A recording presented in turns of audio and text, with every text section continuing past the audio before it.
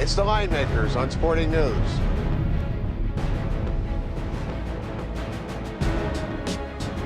Wednesday night basketball, Rockets at Lakers. Welcome to the Linemakers on Sporting News. I'm Micah Roberts with Rick Heron.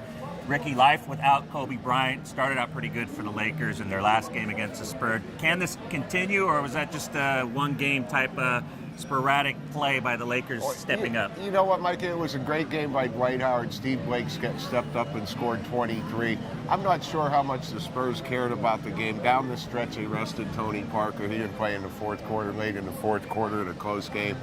The Lakers win this game, and they're in, regardless of what happens, unless the Jazz, we're shooting on Monday again, so unless the Jazz win Monday and the Jazz win earlier Wednesday night, then the game means nothing to the Lakers because they can't get in. Now, the Jazz hold the tiebreakers. Did you see a little bit more motivated Dwight Howard? I think 26 points, 17 boards, 3 blocked shots against the Spurs, and it's kind of his team now, and he doesn't have anybody critiquing him. He doesn't have, Kobe's still out, but it's still his team. He can put this team on his shoulders if he wants. And the high-low game with him and Gasol have looked pretty good the last few games, even while Kobe was still in there. Could you see this team excelling and moving forward? And obviously, if they make the playoffs, number 8 seed playing the Thunder, that's a bad mix. That's a bad match. That's a bad matchup. The Thunder are just younger, faster, and better. Let's face it. But as far as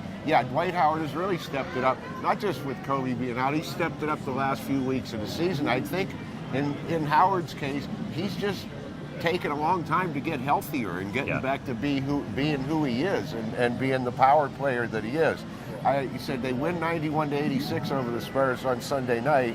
Now they come into this game, and with the Rockets team that has won 6 out of 8, Lakers have won 4 straight and 7 out of 8.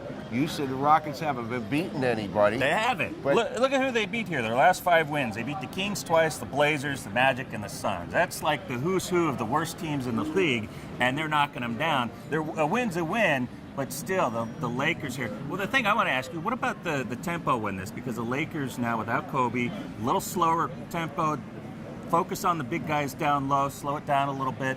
The Rockets have also slowed it down. They were one of the best over teams in the NBA the first half of the season. Over the last half of the season, they've gone under 16 of their last 24 games. Completely different type of play, and it's been successful for them. Do you see...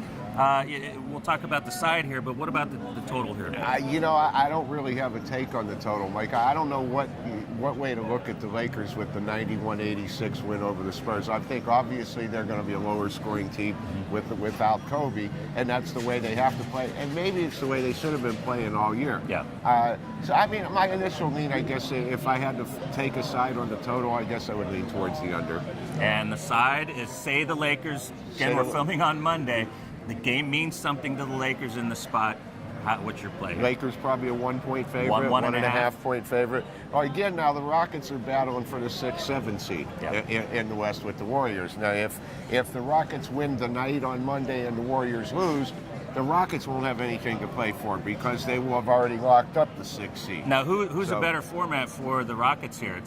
It's no fun playing the Nuggets, and maybe the Spurs might be a better play for them in the first round. It actually might be, Mike, and that's something you have to think about at this time of the year every year. Yeah. Denver's won 22 straight home games. I'm not sure Houston wants to have to face them in the first round. He might be better off going against the Spurs. So maybe you're not going to see the Rockets' best effort in this game either.